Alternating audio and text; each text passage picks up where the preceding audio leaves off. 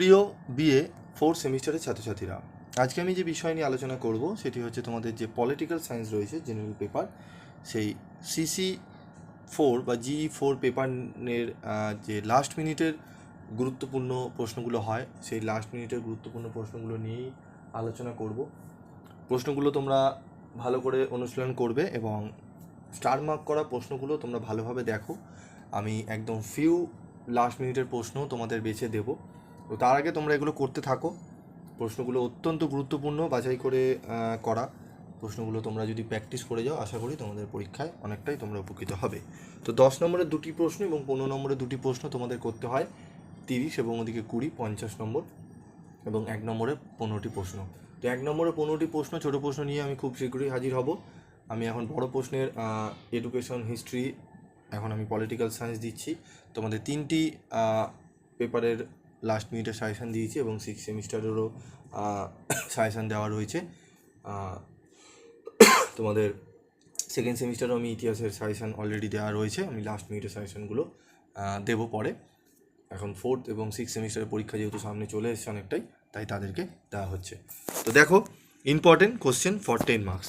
তো মডিউল 1 থেকে আমাদের যে প্রশ্নগুলো করতে হবে দেখে নাও। হ্যান্স যে মর্গান থাওয়ের বাস্তববাদী তথ্যের 6টি নীতি উল্লেখ করো। আন্তর্জাতিক সম্পর্কে বিশ্লেষণে নয়া উদারবাদের গুরুত্ব আলোচনা করো। যেগুলো স্টার এবং ইয়েলো কালার করা রয়েছে সেগুলি অত্যন্ত গুরুত্বপূর্ণ, অবশ্যই তোমাদের কিন্তু প্র্যাকটিস করতে হবে এবং ভালো করে পড়ে যেতে হবে। আন্তর্জাতিক সম্পর্কের বাস্তববাদী দৃষ্টিভঙ্গি আলোচনা করো। আন্তর্জাতিক সম্পর্কের প্রকৃতি ও পরিধি আলোচনা করো। প্রথম যে 3টি প্রশ্ন দিলাম, এই 3টি প্রশ্ন তোমরা স্ক্রিনশট তুলে রেখে দাও। এই 3টি প্রশ্ন তোমাদের অবশ্যই কিন্তু করতে হবে। চলে আসবো 5 নম্বর প্রশ্নে। বিশ্ব ব্যবস্থা সম্পর্কে ওয়ালার স্টাইনের তত্ত্ব আলোচনা করো। বিশ্ব ব্যবস্থা সম্পর্কে ওয়ালার স্টাইনের তত্ত্ব আলোচনা করো। অত্যন্ত গুরুত্বপূর্ণ প্রশ্ন এটিও। এই 5টি প্রশ্নের মধ্যে তোমাদের 4টি প্রশ্ন যেগুলো স্টার করা রয়েছে সেগুলো অবশ্যই পড়তে হবে। চলে আসবো আমি 15 নম্বরের মডিউল 1 থেকে। আন্তর্জাতিক সম্পর্কে বিশ্ব ব্যবস্থাপক তথ্যটির প্রাসঙ্গিকতা আলোচনা করো। মোস্ট ইম্পর্ট্যান্ট প্রশ্ন, 4টি স্টার রয়েছে, দেখতেই পাচ্ছ তোমরা। এটি মডিউল 2 এর প্রশ্ন। দ্বিতীয় ঠান্ডা লড়াইয়ের ক্ষেত্রে দাতাদের বিবর্তন ও বিশ্লেষণ করো, এটি মডিউল 2 এর। তো মডিউল 2 এর প্রশ্নগুলো তোমরা দেখে নেবে। এগুলো দাতাত রাজনীতির পরিচয় দাও, ঠান্ডা যুদ্ধের অবসানের কারণগুলি লেখো, আন্তর্জাতিক সম্পর্কের বিবর্তনের ইতিহাস বর্ণনা করো। ঠিক আছে, স্টার মার্ক কোশ্চেনগুলোও দেখবে এবং স্টার মার্ক প্রশ্নগুলো পড়া হয়ে গেলে তোমরা কিন্তু বাকি যে প্রশ্নগুলো রয়েছে সেগুলো পড়ে যাবে। একদম বাছাই করা গুরুত্বপূর্ণ প্রশ্ন, বেশি প্রশ্ন কিন্তু দেওয়া নেই। তোমরা যদি সবকটি প্রশ্ন পড়ে যেতে পারো তাহলে তোমরা 100% প্রশ্ন কিন্তু কমন পাবে, এটুকু বলতে পারি। ঠিক আছে, চলে আসবো মডিউল 2 এ। মডিউল 2 এর ইম্পর্টেন্ট কোশ্চেন 10 এবং 15 মার্কস। একবিংশ শতাব্দীর আন্তর্জাতিক রাজনীতিতে চীন এবং জাপানের গুরুত্ব বিশ্লেষণ করো। সোভিয়েত ইউনিয়নের পতনের কারণগুলি আলোচনা করো। বিদেশ নীতি বা পররাষ্ট্রনীতির সংজ্ঞা দাও। ভারতের পররাষ্ট্রনীতি বা প্রধান নির্ধারক সমূহ আলোচনা করো। প্রথম 3টি প্রশ্নই দেখতে পাচ্ছ, 4টি করে স্টার এবং ইয়েলো কালার মার্ক করা রয়েছে, অবশ্যই তোমরা প্রশ্নগুলো দেখবে। চলে আসবে এরপর ভারতের পররাষ্ট্রনীতির মূল নীতিগুলি উল্লেখ করো। ভারতের বিদেশ নীতির মূল বৈশিষ্ট্যগুলি আলোচনা করো, প্রশ্নগুলো দেখবে।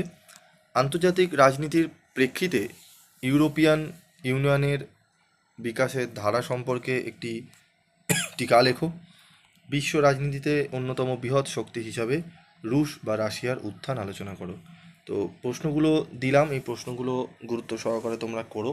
তোমরা যারা 3rd সেমিস্টারে তোমরা পরীক্ষা দিয়েছো তাদের রেজাল্ট আমি আশা করি সকলেরই ভালো হয়েছে। তবুও বলবো যাদের রেজাল্ট ভালো হয়েছে এবং যারা কিছু হয়তো সমস্যার কারণে একটু ফল হয়তো খারাপ হয়েছে, তাদের চিন্তার কোনো কারণ নেই। তোমাদের পেপারগুলো দেওয়ার সুযোগ তোমরা পাবে অবশ্যই। তো বলবো তোমরা মন খারাপ করার কিছু নেই এবং যাদের পরীক্ষা ভালো হয়েছে তারা জানাবে যে তোমাদের কতটা উপকৃত তোমরা হয়েছো। এবং তোমাদের পিবি স্টাডি ক্লাসের কবে থেকে তোমরা সদস্য হয়েছো এবং তোমরা পিবি স্টাডি ক্লাসের সাজেশনগুলো পেয়ে কতটা উপকৃত হও, এগুলো সবই তোমরা একটু পারলে কমেন্ট বক্সে জানিও এবং ভিডিওটি পেয়ে তোমরা কতটা উপকৃত হলে সেটিও জানাবে। ঠিক আছে? এবং বন্ধুদের মধ্যে প্রচুর পরিমাণে তোমরা ভিডিওগুলো শেয়ার করো, যাতে সকলেই ভিডিওর উপকারিতা পেতে পারে।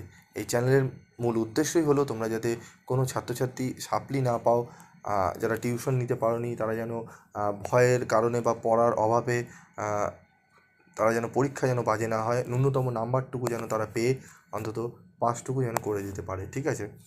আর যারা ভালো রেজাল্ট করতে চাইছো তারা তো ভালো করে পড়ছোই, এবং যারা কিছু হয়তো কাজে ব্যস্ত বা অন্যান্য কোনো সমস্যার কারণে হয়তো সেরকম প্রিপারেশান নিতে পারোনি, তাদের চিন্তার কোনো কারণ নেই। তাদের পাশে সবসময় পিবি স্টাডি ক্লাস ছিল, আছে এবং থাকবে। আজকের মতো ভিডিওটি শেষ করছি। দেখা হবে পরবর্তী ভিডিও ক্লাসে। সকলে ভালো থাকবে, সুস্থ থাকবে এবং অবশ্যই পিবি স্টাডি ক্লাসের সঙ্গে যুক্ত থাকবে।